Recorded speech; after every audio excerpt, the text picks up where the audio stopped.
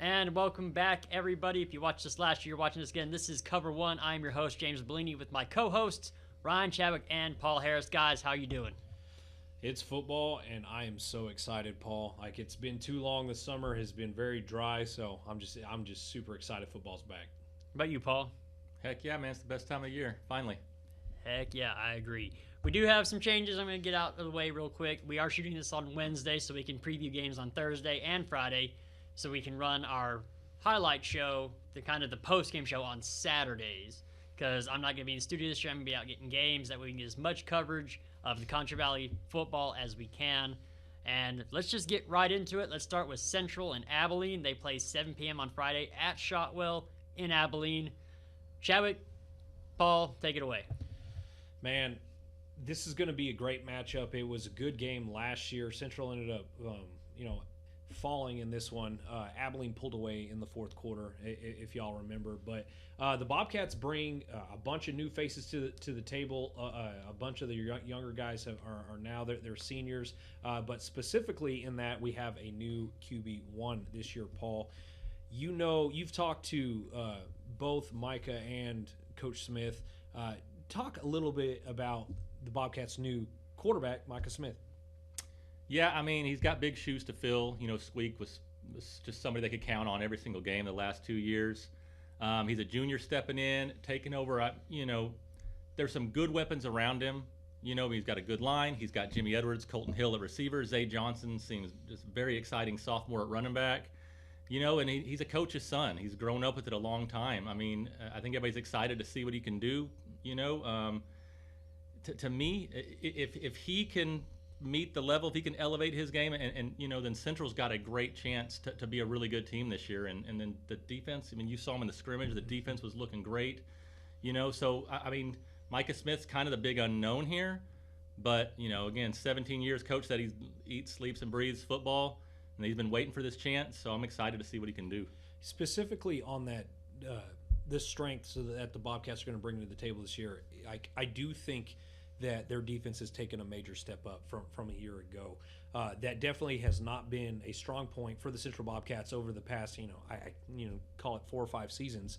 But they look bigger, they look meaner. You can tell they've been in the weight room at both their scrimmages, the inter squad and the scrimmage against Del Rio.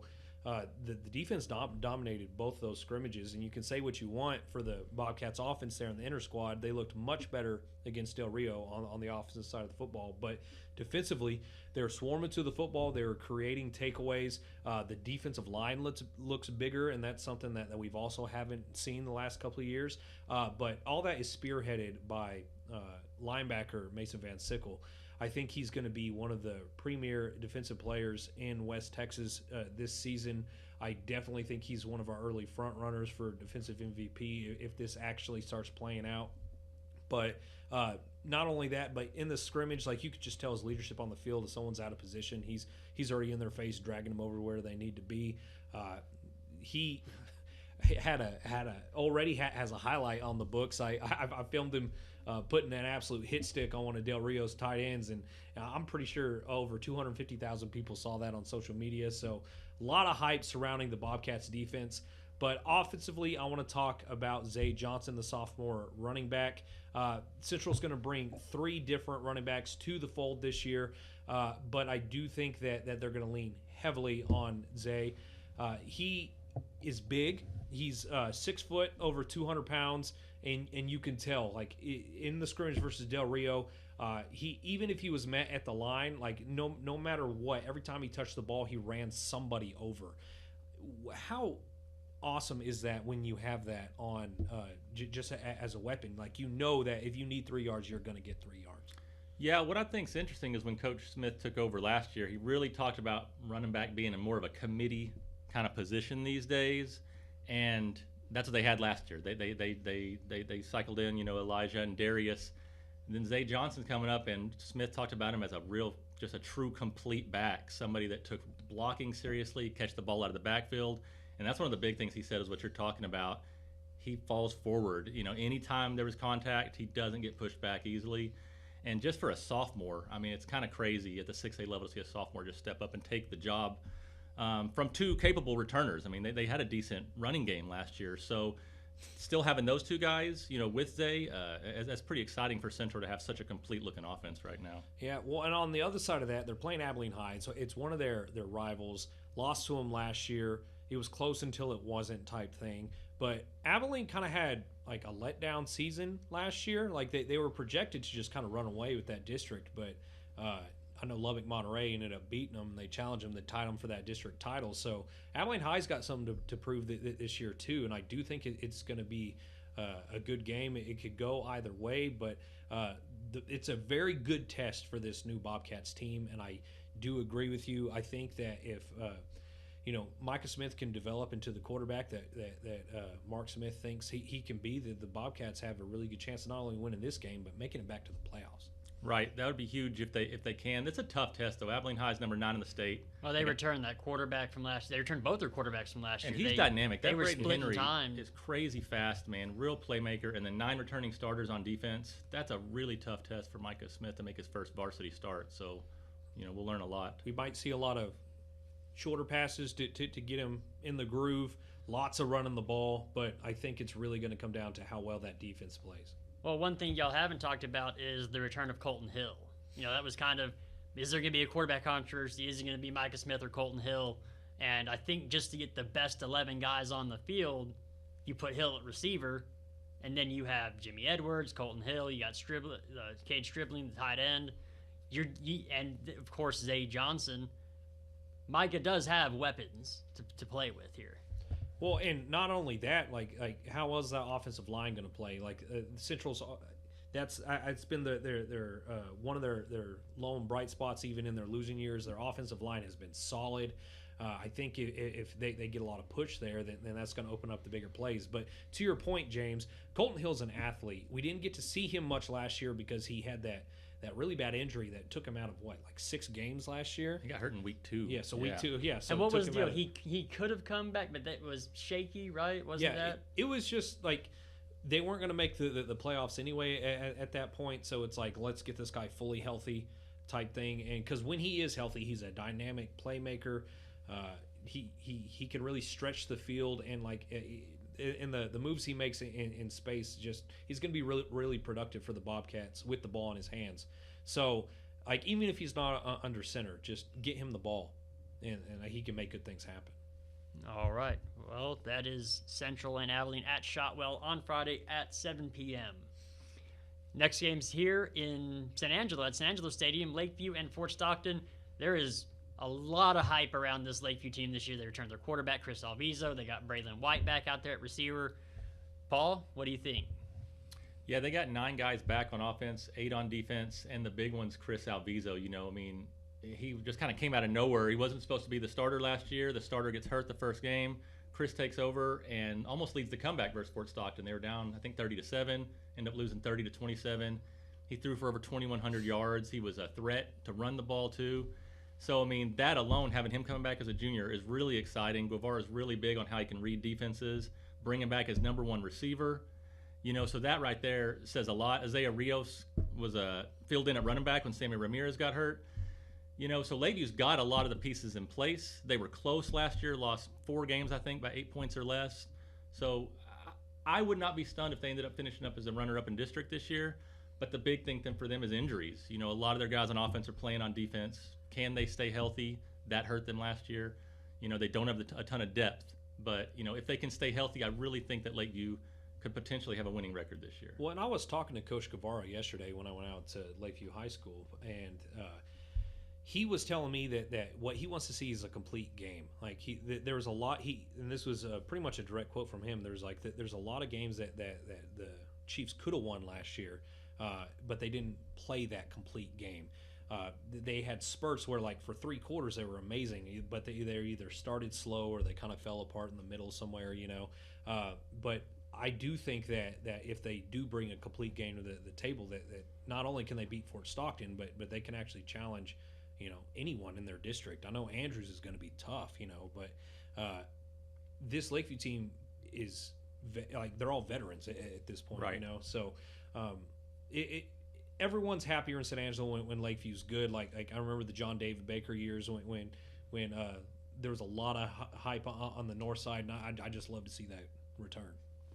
No, I'm gonna start harping on it now. Lakeview's already made the playoffs. They're in a 4-team district. They end up playing Stephenville's district in that first round. You do not want to match up against Stephenville. Don't get third or fourth, Yeah. you know? You want to be in that first or second seed going into the playoffs out of that district. So, and Lakeview can do it. Right. They lost to Pecos in overtime last year. They lost to Big Spring by 7. With all the guys they got coming back, there's no reason that they can't. The Lubbock finish in High game second was place. close. The Sweetwater game was close. Yeah, tons of close games, and they just didn't finish last year. You know, now with Andrews, no, I don't think that they're going to challenge Andrews yet. I don't know if they're ready for that, but that's very realistic that they could finish second in that district. All right, and then we'll talk about our state favorites. I think one of the state favorites in the area, the Wall Hawks versus the Mason Punchers at Clayton Weissoon Field. At Friday at 7? Yep, Friday at 7. All right. Wall, of course, made to Gunter last year at ACU and had him down. Had him pinned down, and Gunter had to come back, but they did. And Gunter ended up playing in the state championship the next week. And it was heartbreaking, man. I was there. Chadwick, what do you think about Wall this year? Man, I think that this is Wall's best chance if they want to go out and win a state championship, that this is the year that they're going to have to do it. Last year, you can, it's not really an excuse, but it was the first year they switched over to the spread. Maybe their offense wasn't as flushed out as it could be this year, you know. Now, they did play a lot of games last year. They made it all the way to the state semifinals, so that's at least four extra wins they had under their belt. But they return Landon York. They return a bunch of guys on defense. They have a couple new guys stepping up, particularly their linebacker Braden. I know he is feeling some big shoes in the middle there, but I've spoke to him multiple times after practice already in the preseason, and he's got his guys ready to go. And of course, head coach Slaughter, he's also the defensive coordinator. That Wall defense is going to be another top 10 defense in 3A, and coupled with that, they do have the athletes to also bring a top 10 offense to the table. They have a couple new running backs this year, including Jagger Thompson. I know we saw him a little bit last year. He's also in their secondary. I think that their running game is going to be a bit of a threat too, but there's nothing but exciting things ahead for the Wall Hawks. But man, they have to come out and perform no matter what. They said one of their goals this year is to go perfect in the regular season, to avenge the losses they had, particularly against Brownwood. That's a big game circled for them here in a couple weeks. But they got the Mason Punchers in town. That's an old rivalry. Mason's a little bit down. They got a new head coach. They're completely changing up their offense. I believe the Punchers are also switching to the spread. So they lost their offensive line. They lost their quarterback. Completely replacing their quarterback, offensive line. So it's going to be interesting. I don't know what the Punchers are going to look like. It is Mason, so they're going to have the athletes, and so I think whatever they do, that they're going to end up being successful. But I do not think that they're quite ready for this Wall Hawks team that's going to come out, and I'm projecting a big win for the Hawks. Paul? I definitely think Wall's a heavy favorite, and you don't hear that a lot for a Mason opponent. But when I talked to Mason's new coach, Wade Griffin, before the year, he said there was concern around town because all these new faces, and he said it's still Mason. We still got a bunch of good athletes, and they've only got 2 guys coming back on both sides of the ball, but they haven't lost a district game since 2010, I think. If anybody deserves the respect for their tradition, it's Mason. They're still number 12 in the state, so Wall's not going to take them lightly, but man, Wall, like Ryan's saying, they're just loaded. That offense with York and his receivers. Texas football has their offensive line as the number 1 offensive line in all of 3A, so they're big this year, Paul. They're big. Yeah, and Bane Jenschke, I'd love to see. He's getting tons of recruiting attention. So it's just such a huge challenge for Mason. So I think Wall is the favorite, but it would not surprise me if Mason hangs with them. But taking them down is a really tall task for them. No, I think we've always been harder on Mason or on Wall here because the expectation out there is excellence. And the one thing that lost them that Gunter game was they didn't run the ball in the second half. Nope, if they had run that ball effectively, they could have chewed more clock. But you're throwing screen passes and you're not running much time off the clock, and you're giving Gunter time to get back in it. So that's one thing that I'd like to see the Hawks do more of is, hey, when you have a lead, let's grind some clock, run the ball, short high completion percentage passes just to keep the ball moving and keep your defense off the field, especially since there's so many new faces on that defense. You don't know how it's going to look, but I'm not worried about the Hawks defense. Slaughter rebuilt that 4-ish years ago after the Bushland game when they lost everybody on defense, and it was quickly one of the better defenses in not just the Concho Valley, in the state. Well, and to your point there, James, there's one thing I have noticed at practice that they're pushing the ball more vertically down the field. They lost a guy in Briggs Jones. He's now at Angelo State, so I don't think they're going to run as much of the screen game as they did last year. I know they have some still installed, but like one thing I did notice that there's a bunch of mid-range passes over the middle and on the sideline. So it looks like they're trying to push the ball a little more vertically this year because, of course, York has developed his arm for another season.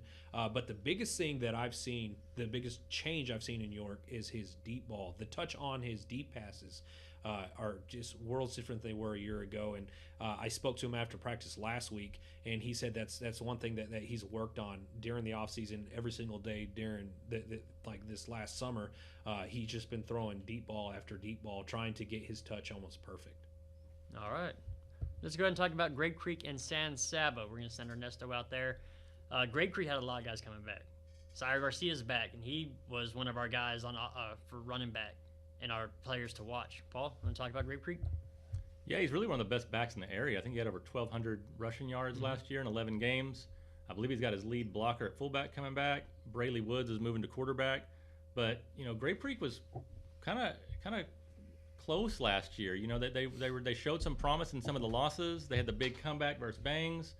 I think they ended up tying for second in that district. So I think there's a lot of excitement there. And before the season, Tanner Teal was saying he really thought this was the year they could finally bring home their first playoff trophy.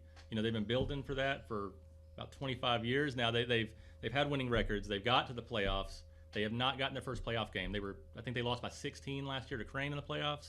That'd be really exciting if Great Creek could finally break through and get a playoff win. And that's one thing I noticed when I was at practice a couple of weeks ago. They just look more complete as a team.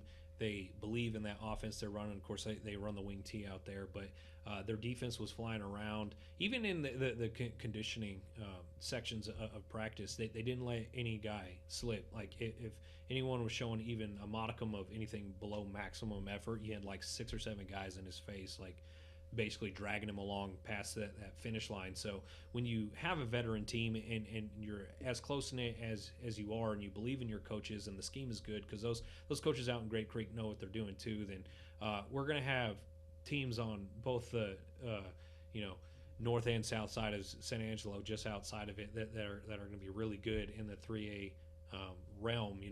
And I can definitely see Great Creek not only finishing second in this district, but second by themselves. I can see them winning more district games than they did a year ago. And to be honest, we're all here for it, and I think the Eagles deserve it. All right. We're going to talk about a Thursday game now. This is Richland Springs and Gordon. Chadwick, you were at State last year. You saw Gordon. What did you think about Gordon at State? Perennial dynasty, man. They're one of the best teams in 1A, and I don't think that's going to change. They're going for their third straight state championship, and not only outside of that, they've been there multiple other times, and I know they've won it before that too. But man, like Richland Springs is Richland Springs, right? Like that's going to be an incredible game. James, I know you're going out to that, and I know you're excited, man. That might be the best 6-man. I think it might be the best way to kick off the COVER1 show is with highlights from a 6-man game. Especially because 6-man is so West Texas. It's a different feel. I love the 6-man game. And Paul, we looked this up. Gordon 45 all but one of their opponents last season, and they scored 42 against them. What do you think about this matchup? Well, it's crazy to say that Richland Springs is a Underdog? big underdog to anybody, but they are. Like you said, Gordon just steamrolled the state last year. Every win by 42 points or more. They bring back, I think, 5 guys on offense, maybe 4 on defense, including the Reeds, Striker Reed and Rye Reed. They were the offensive and defensive MVPs of the title game. They're even the preseason offensive and defensive MVPs. So, Yeah. I mean, those kids. I don't think. Have we ever been hanging on the word of where a six-man player besides, I guess, Grayson Rigdon, where he's going to sign? He ended up signing with Air Force, right? Stryker did. I believe so. Yeah. So I mean, that says a lot about how good they are. You know, they've won 42 of their last 43. They haven't lost since the 2022 state quarters. But Richmond Springs, you know, they've got the tradition, greatest dynasty, six-man dynasty in Texas history, 9 state titles, but they haven't won it all since 2019. You know, they got a new coach, Harley Etheridge. They bring back some all-state guys like Billy Perry and Cohen Etheridge. So if the Etheridge name sounds familiar in Richmond Springs, Tyler Etheridge was the quarterback, considered one of the greatest six-man players in the state. Right. So his dad and his little brother now are on the team. Were they saying Cohen was better than Tyler? I don't know who's saying that, but he's pretty fast, you know. But, you know, I think Richmond Springs can hang with them. And, again, if you don't get 45 by Gordon, that's an accomplishment. I think Richmond Springs can hang with them, but that's kind of all I think that they can do. There's no way that I think that they could pull off the upset. So not getting 45 would be an accomplishment. Yeah, I don't know if it's going to be like the playoff game with St. Lucas 2 last year between Robert Lee and Westbrook, where it was like the 5th highest scoring six-man game. I don't know if it's going to be that, but I do expect it to be pretty high scoring. Eventually your defense is just going to be worn out. But I do think Gordon is going to take this one, but it's not going to be easy. You can't ever count out they're still number 3 in the state. Right. They're number 3 for 1A Division II. Gordon's number 1 for Division I. It's going to be a great matchup, and I'm really excited about it. I don't think there's a better way we can start off the season than with some six-man action. All right. Oh, my bad. Let's go ahead and talk about the schedule. We'll talk about Central's district real fast. They have Friendship, Permian, Midland Lee, Midland, and Odessa High. Chadwick, you want to talk about it? Man, if you want to talk about the best way that West Texas can get ready for some playoff football, they are like half the teams in District 2-6A have scheduled DFW opponents. We got Friendship versus Byron Nelson, Odessa Permian versus Plano, Midland Lee versus Allen, Midland High versus South Lake Carroll, and of course Odessa High is the only odd man out there, and they're playing a really good 5A team in Amarillo High. But District 2-6A is always matched up against DFW in the second round of the playoffs. It's just the way it's going to be, and some of these, most of these head coaches have just accepted that reality and said, hey, we got to get ready for these guys early, so they're scheduling them during their non-district games. I think that the one to look forward to the most would be Friendship versus Byron Nelson there. Friendship literally lost this game in the last 10 seconds last year, so I think it might be a little bit different. Friendship is replacing some pieces, including they lost their quarterback, Holden Phillips, but they got Texas Tech commit Chase Campbell back, and he's absolute dynamic football player in special teams and on the opposite side of the football. Coach Jay Northcutt's going to have those boys ready to go. For the Odessa Permian game, Odessa Permian brings back a lot of guys. Plano's going to be a really tough test. I think Plano wins that one. Midland Lee just changed their name back, by the way. I know they're technically Legacy for another school year, but they're playing Allen at Allen. You want to talk about a test that doesn't get any harder than that. It's the biggest high school stadium in the state, and it's a rocking place to play. I've watched a couple of playoff games there. Legacy fell to Allen a couple years ago in the playoffs. Again, in the final seconds, lost to them by 8 in that one. And, of course, Midland High versus South Lake Carroll. South Lake Carroll lost the state title game last year, and that one was in the final seconds as well. So the Dragons have something to prove. Midland High might just be their whetstone in this one, but it's going to do nothing but make the Bulldogs better. That's District 2-6A, man. It's a crazy opening weekend for them. All right, and then we'll talk about our 3A D1 team, TLCA. Had a rough season last year. I don't know if rough kind of even describes it, but they have guys coming back. They have a big offensive lineman in Braden Kilgore. He's like 330 pounds. They're excited about Chacon, their running back, and they play Tahoka Friday at Lakeview Stadium over there by the Coliseum. It's getting an upgrade. And then Paul, you want to talk about our 3A Division II teams? Yeah, well, we talked about Wall already, and Great Creek. I guess really Brady's the team here to talk about. And man, I mean, they definitely Brady's deserve to be sneaky good. Like you can't rule Brady out. They played really well last year, and I expect them to play really well this year too. Right. They went from 3-8, I believe, to 8-3. 5-win improvement. Got 7 kids coming back on each side of the ball as far as starters, and some really good ones. Sean Jacoby at quarterback. He'll be a third-year starter for them. Took him to 7-on-7 state. And then they've got Ashton Taylor, a 1,000-yard rusher at running back.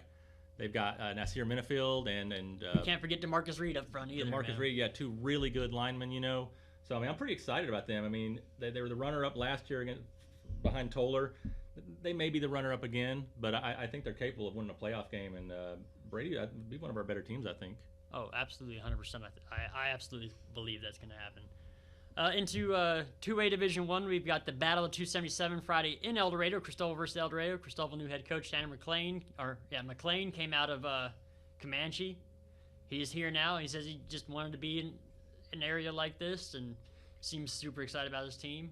And then Robledo down there, William Robledo down there in Eldorado. You talked to him when they scrimmaged Ballinger, correct, Paul? Well, I didn't, but they were scrimmaging in my town. Well, yeah, but you've talked to him. I've talked to him, yeah. And my kid went to the Ballinger Eldorado scrimmage, and I asked him what he thought, and he said, "Man, that Eldorado quarterback's really good." So that's Johnny Ray Adame. Yeah, I took them to state in 7-on-7. It's second year starting, so my kid's got a good eye for football talent, But Eldorado Christoval's a great rivalry. I think that'll be a good game. I think Eldorado's probably the favorite in that, just based on the experience they got coming back. But we'll see. Christoval's a bit of a question mark, so I don't really know what to expect from them right now. Yes, I'm saying, McLean is, again, we don't know what they're going to look like, but you would err to the fact that Eldorado does have returner, coming back, and they kind of been the forgotten man a little bit. I feel like they kind of have just been down there, and maybe that's our fault. Maybe we were so short-handed last year. And Wink and Ira Ann, were just so good in that district. Ira Ann's going to be good this year. Yeah, and McCamey's always has a decent team. Eldorado and Sterling City have been kind of battling for 3rd and 4th in that district. So that may be the situation again, but I do think Eldorado will be a solid team. All right, and then Reagan County and Olney. Thursday in Cisco at 7 p.m. Reagan County has kind of a new look. They lost their D1 quarterback to Arizona. Brown, what was his? Cason Brown. Cason Brown. I'm sorry, Coach Brown. Cason Brown and Jarrett Brown are both gone. The running back's gone, but they do have Omri Johnson, right? They do. I think they only have 3 guys coming back on offense and 5 on defense, and so they were picked by Texas football to not repeat as district champs, which I understand, especially with a really good Ozona team, coming up. But still, Reagan County, Coach Brown was saying, hey, these guys want to prove that we weren't just those 5 or 6 seniors, and so they have a lot to prove, and they got some good athletes, and so he seemed pretty optimistic that they were being written off a little too early. All right, and let's just go and talk about Ozona. They brought Christian Villarreal back, brought their entire offensive line back. You would figure they would lean heavily into running the ball, but you talk to their coach, and that's not really going to be. They're going to kind of run a spread, kind of spread them out a little bit. Well, they are, but he had glowing praise for Villarreal and said what a special back he was. You have to hand the ball off there. Yeah, you have to. And so I think that even running out of the spread, he's going to get a lot of touches. And for the fact that they've got 9 guys coming back on both sides of the ball, the one position they don't have coming back is quarterback. So we'll see how that goes. But it's no wonder that they're the district favorite. They're the favorites. Well, number 2 there is Sonora. Sonora's playing Miles in Miles on Friday.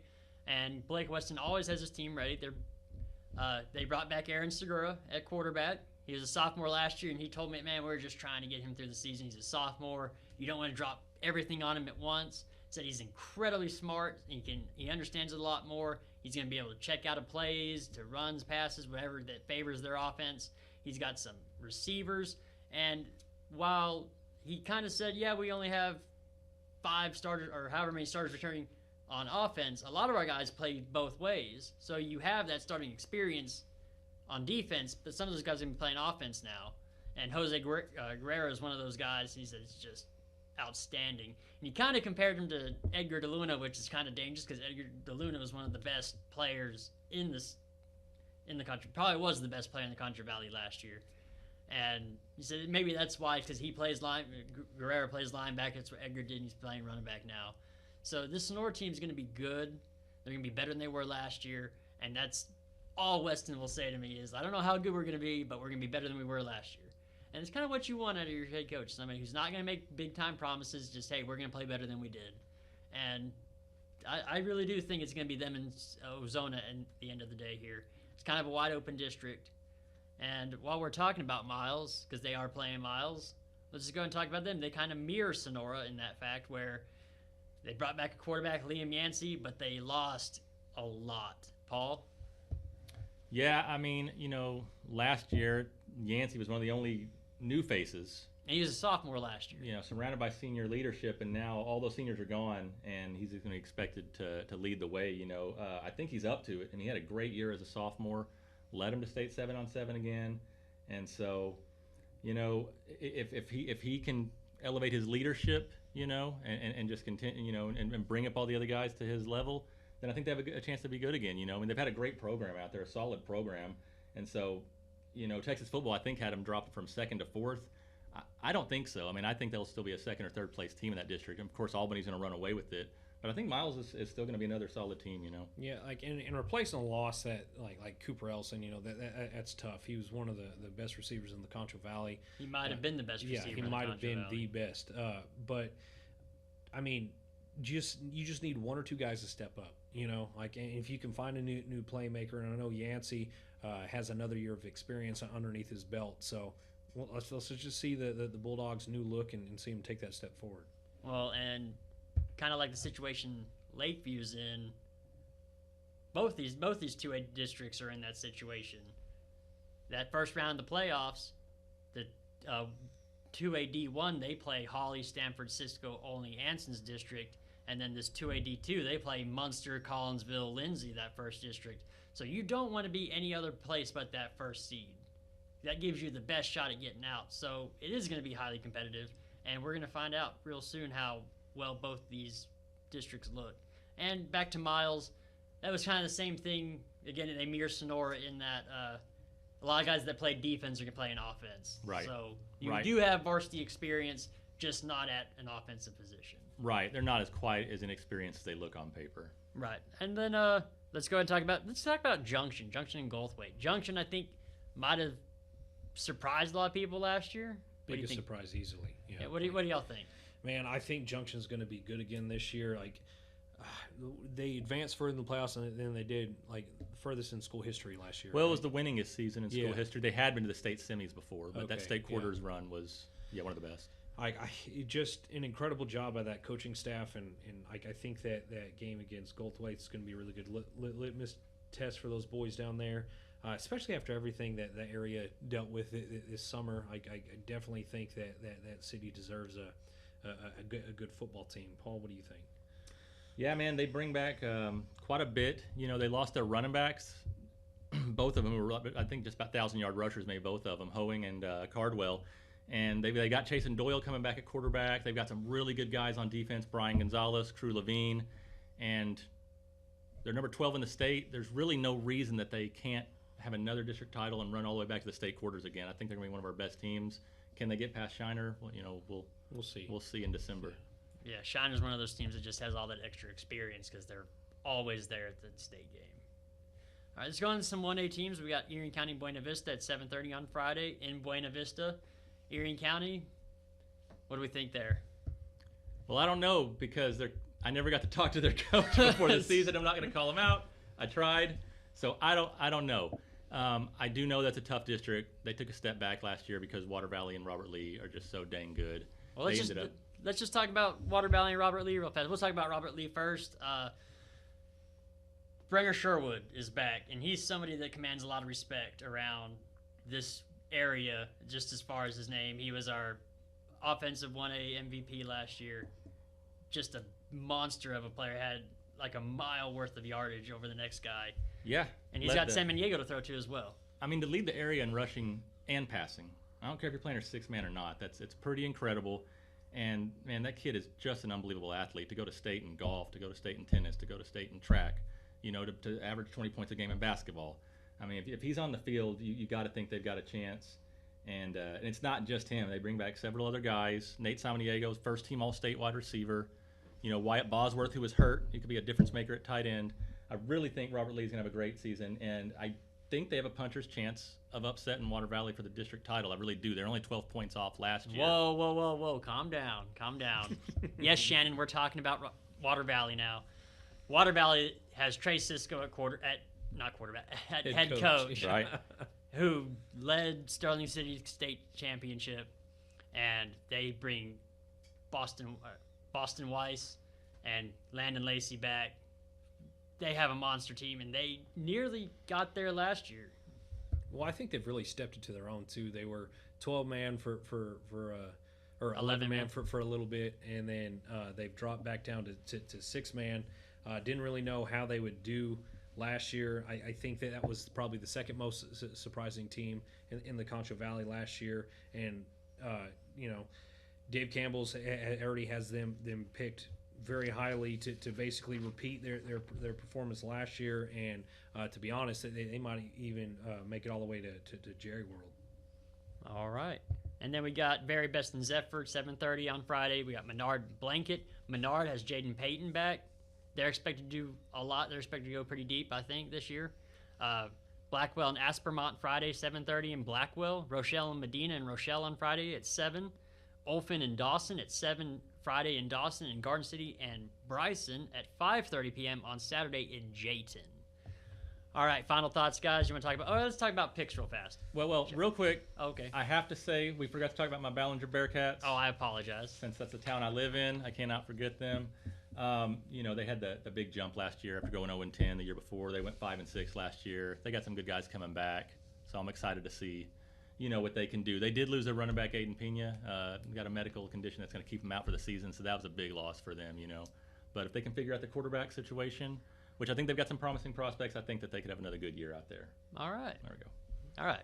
Chadwick, go ahead and talk about picks. All right, so we broke down the picks. It's just going to be me, Paul, and James this year. Going to keep up with this. But, of course, we picked 5 games, and the first one's going to be Central versus Abilene High. Of course, I went with my Bobcats. I'm never going to pick against those guys. You're a homer, bro. I think it's going to be close, all right? Even though they got a new quarterback, I think that defense is ramped up, and I think they got a shot. But I went with Central. Paul and James went with Abilene High. Very understandable. Abilene High is a state-ranked 5A team, and they bring a lot of guys back. Moving on, we got Wall versus Mason. All 3 of us picked Wall across the board. I know Mason, the Punchers are a storied program, and this is a historic rivalry, but the fact that it's in Wall has they just look like they're chomping at the bit, ready to go. I think Wall wins this one big. Christoval versus Eldorado in the Battle of 277. Paul and I picked Eldorado. James picked Christoval. You want to talk about homer picks? I guess there you go. But we're going with Eldorado. I do think that Christoval is going to be interesting, and I think this game is going to be close, but I think Eldorado wins this one. Sonora versus Miles. Across the board, we all picked Sonora in this one. Too many question marks in Miles. We just don't know who the playmakers are going to be outside of Yancey. I'm sorry. And then finally, we got Lakeview versus Fort Stockton. We got a bit of a mixed bag here. I went with Fort Stockton just because of their tradition. They always bring a good team to the table. But Paul and James both picked the Chiefs, which is very understandable. I think this game's going to be close. I expect a big game from Chris Alviso. So I could definitely see the Chiefs starting out 1-0 in this one. But, those are the picks, James. All right. Final thoughts. Let's just talk about games that we're excited about that we haven't really discussed at length. I will say I'm really excited for this first game on Thursday, Gordon and Richland Springs. I can't think of a better way to start off the season than with a highly touted 6-man matchup. Paul? Oh. Well, I mean, we covered the games pretty good. I will just say, I'm covering Lakeview on Friday, and I believe they'll win. I really do. I believe in Chris Alviso. Yeah, and for them, if they can get over that mental hurdle, getting a win, I mean, that'd be huge for them. A close loss is not what they need. They need a win to start building that confidence, and we'll see where they can go from there. And then finally, me, I will be in Abilene covering the Bobcats on Friday, but on Thursday, I'm actually going to be covering the Bront Longhorns. I think that game is going to be incredibly interesting. They play Santa Ana on Thursday at 7:30 in Bront. They bring back retired, no longer retired, longtime head coach. We'll see what the Bront Longhorns have in store for us. They are always challenging everyone, like the top leaders in their district. So I don't get to cover a lot of 6-man, so I'm excited for this. It's just not. I'm always covering the 6A and the colleges and all that. But speaking of colleges, I'm excited for the Angelo State season this year too. They got a long road trip ahead of them this weekend, but let's see what they got. Also, I do want to bring up that coach that came back is Rocky Rawls out there at Bront. 42nd year, correct? That's right, 42nd years. 40 years as the basketball coach. I believe he's in the top 60 in the nation in basketball wins, so that's what he's known for. But he's been their head football coach, I think, 9 years too. So I mean, he coached some football too. He's coached 11-man, he's coached 6-man, and the dude can just coach, So he's a good one. Yeah, he's a good one. You got Rawls on the sidelines. You got to feel good. Yeah, don't mess with what's been working. But anyway, this has been our pregame show for Cover One. For Paul Harris, Ryan Chadwick, I'm James Bouligny. I will see you Saturday.